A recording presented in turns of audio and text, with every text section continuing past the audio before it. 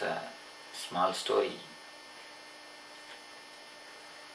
Mullah Nasruddin was telling one of his friends, he's actually weeping and wailing and complaining about his salary.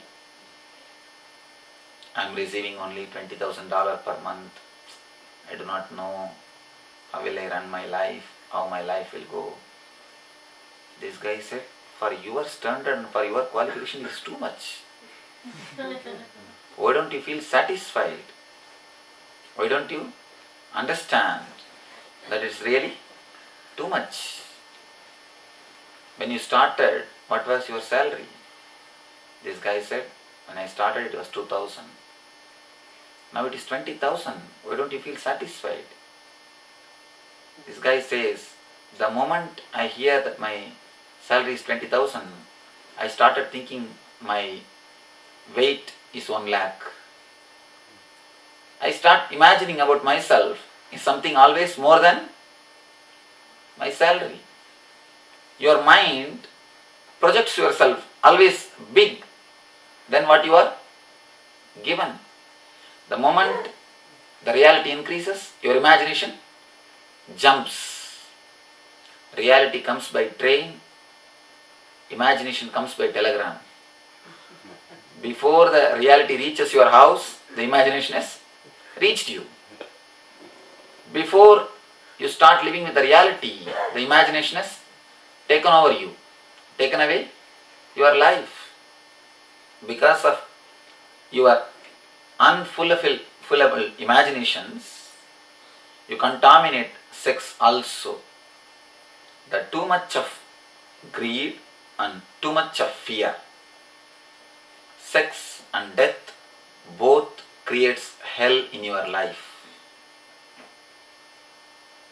Both makes your life miserable as much as possible. As much miserable as possible. This pulls you one side and this pushes you the other side.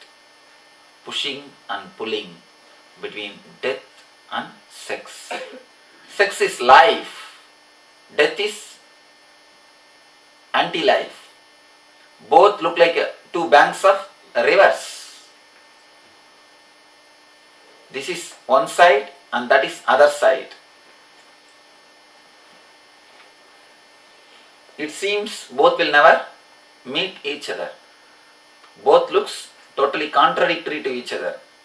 The man who is having too much of greed, he will be always against death. That is why they try their best to hang on by putting yourself into the wires and all possible machines.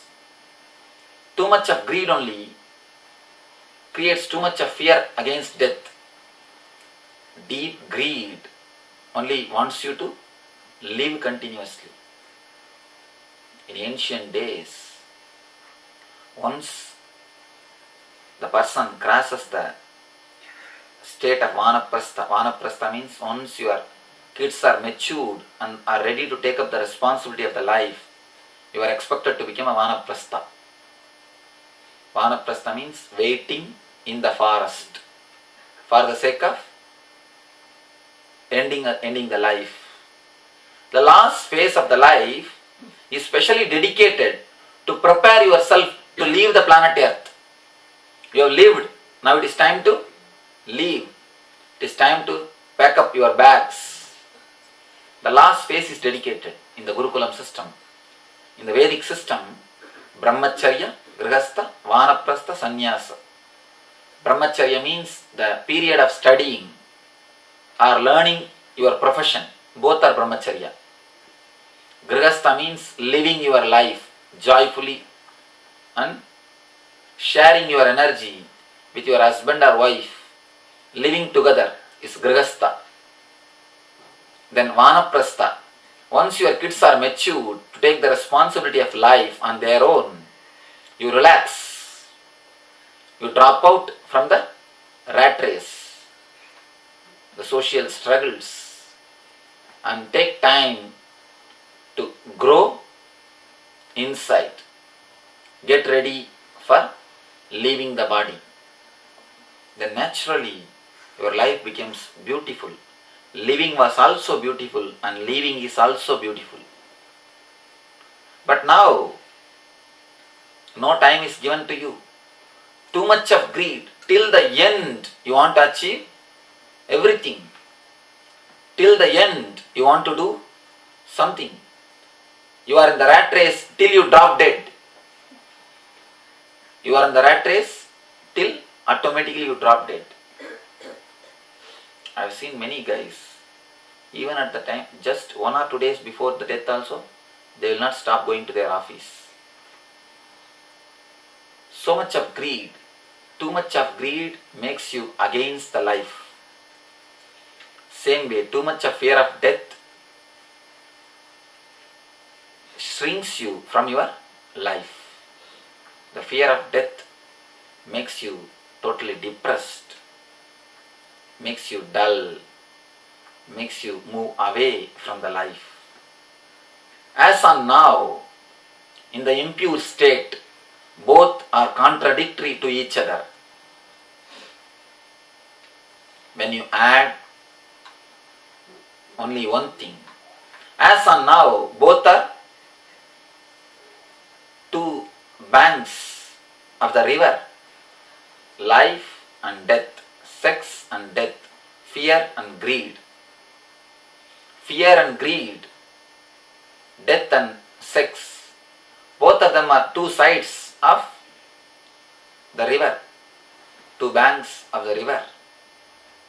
Once you make a small bridge called meditation between these two rivers, between these two banks, the whole concept or the whole life transforms. If you add meditation in your life, your sex also gets purified and death also gets purified.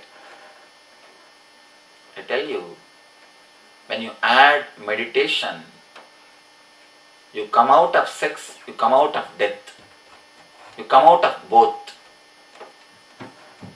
When you add meditation, the very concept of sex changes, the very concept of death changes. You grow out of both. The very idea, sex as you think, disappears. The very idea, death as you think, disappears. The greed from sex is taken away. The fear from death is taken away. If you really meditate, in a way you die and you are reborn. So you are not afraid of death as well as life. Your fear about death disappears. Your fear, your greed for life also disappears. The imaginations of life, fear of death, both are dissolved, purified by this bridge meditation. Just now we saw what happens, what is death and sex before meditation. Let us see what is death and what is sex after meditation. Once the meditation is added to your life, what happens to the concept of death and what happens to the concept of sex?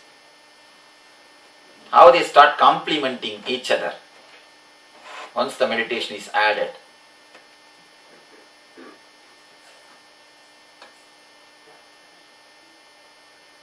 Almost all the traditions have tried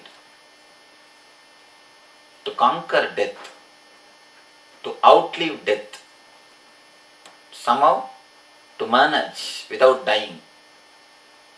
Only one group of people, really intelligent, intuitive, after struggling a lot, understood that we are struggling against death in a wrong direction. If we really want to outlive death, this is not the direction to be struggled.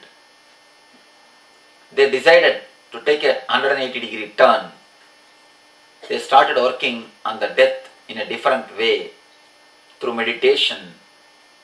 Those few intelligent are only called as rishis. In the age of Upanishad, they started working. The report or the paper submitted by them is called Kathopanishad. The research which they did on death.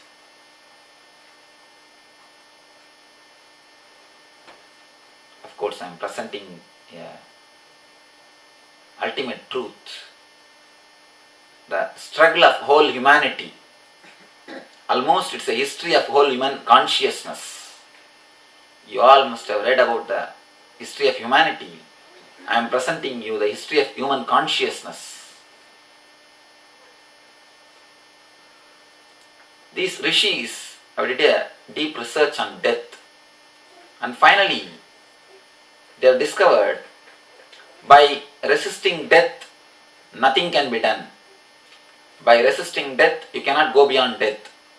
If you really want to go beyond death, if you really want to go beyond the cycle of life and death, becoming enlightened is the only way. Entering into the death, penetrating into the death, dropping the fear. That Upanishad says beautifully. The hero of the Upanishad, Nachiketa, he faces directly the death face to face. He directly faces the death without the fear. And the beauty of the Upanishad, first time and last time, death is depicted as a hero. Death is portrayed as a hero. In this Upanishad, death is a God and master, God and Guru. God who gives all boons, Guru who gives ultimate intelligence. Death acts as a God who gives all the boons to the boy, and the Guru who gives the wisdom or the intelligence to the boy. When that boy faced the death face to face without fear, without any prejudice, the Yama gave him all the possible boons and the wisdom. You may be thinking, how can death give all these things? Understand with few more dimensions, in few more ways. As long as you are afraid, you will never look into the eyes of the death. Only when you look into the eyes of the death, you will understand how much you are showered. If you meditate, if suddenly death comes to you, what will you do? Then you will understand how much you have now. If you really understand what all the things you are going to miss when death comes, only then you will understand what all the things you have now. As long as you take the accounts, just meditate. In 2 days, if death is going to come, what will you do? How much of things you are supposed to do, or what all the things you will finish it.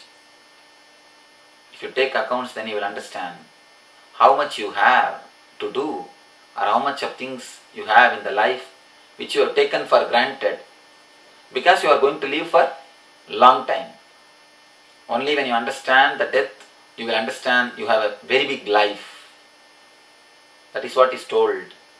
By facing the death, the man understands what is showered on him. Once you face the death without the fear, you understand death is not end of the life, it is a climax of the life.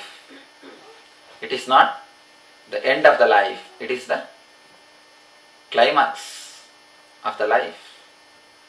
But for us, Death is the end. That is why we continuously pray. We continuously pray to avoid death. A small story today, Kamala was telling me. One day, a bus driver and a preacher, both of them died and reached the heaven. Bus driver was given accommodation in the heaven. Preacher got accommodation only in the hell. Immediately preacher started shouting against the judge, "I will sue you. How can you put me in hell? I was preaching the God's word all over my life, all through my life, all over the world. And this guy is a simple bus driver, you put him in the heaven. How can you do that?" The judge says, "Here up in the heaven, we don't bother what you do, we bother what is the result." When he was driving the bus, people were praying for their lives. When you are preaching, people were sleeping. So here up in the heaven, we don't bother what you do, we bother what is the result. We pray only when the question of death comes. Whenever the question of death comes, immediately we start praying. I have seen so many atheists. The moment doctors declare that you are going to die, immediately the first thing is Rama, Krishna, Govinda, Shankara. So many atheist politicians secretly asking for healing and requesting for vibhuti. All these things happens in India. Outside they are big atheists, but inside, when it comes to themselves, totally shaking. I have seen even the great philosophers, the Vedantists, actually the Vedantic student, by reading, they start thinking that they are God. They are enlightened. If you want to see the greatest fools on the planet Earth, see the Vedantic students. They are specially chosen. Actually, by reading continuously, they start thinking that they have become enlightened. Whenever you don't practice meditation, just do the intellectual gymnasium of reading and listening. Intellectual gymnasium, I call it as trying to grab the things intellectually. If you eat the food, if it digests, it will become power for you, it will become energy. If you don't digest, what will happen? Your system also will be disturbed, you will vomit on others. Same way, the intellectual ideas, the great philosophy, Vedanta, if you meditate, it will become your experience. After taking them in, if you meditate, it will become your experience. If you don't, you will misunderstand and you will catch everybody and start vomiting on them. You will start preaching them. The greatest Vedanti is an enlightened person. But what he spoke is a great truth. But to whom he spoke is something wrong. He spoke the great truth to the wrong persons. These guys, after listening or reading these great truths, they start talking, "Oh, no guru is necessary, no technique is necessary, no God is necessary, we are everything." And the moment death comes or pain comes, even those guys I have seen, they will start singing Hare Rama, Hare Krishna. Whenever the fear comes, you call the God. Whenever the fear comes, you raise your voice towards the heaven. I tell you, your greed and your fear both can be transformed only by meditation, never by anything else. When you add meditation, when you start facing the fear face to face, not by praying. Praying is one more escaping method. Never pray when you get the fear. I have seen many people, when they walk alone, they will start chanting the Muruga Stotras. They will start calling Rama, Rama, Krishna, Krishna. When they walk alone only, when they are in fear only. I have seen many women in Tamil Nadu, when they have to be alone in the house, they will start chanting the Kandasashti Kavasam, the Stotra towards Skanda. Whenever you are in fear, you start calling God, you start praying. Rama Rama, Krishna Krishna, and you feel good also because your mind is diverted. You don't remember the fear. Otherwise your mind will be imagining, oh, some sound is listening, some sound is happening in my bedroom, let me go and check. Some shadow is coming inside my room, let me go and see. Your mind will be just imagining, but your mind is diverted. Rama Rama, Krishna Krishna, then you see, you think, oh, things are going okay. Don't think Rama has come or Krishna has come to help you. Even if you chant Coca-Cola, Coca-Cola, Coca-Cola, your mind will be diverted. You will not have that fear. But that is not the way to face the fear.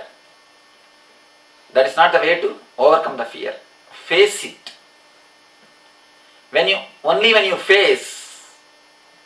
Only when you directly face the fear, face to face, tomorrow evening, we will be having a meditation technique to face the fear.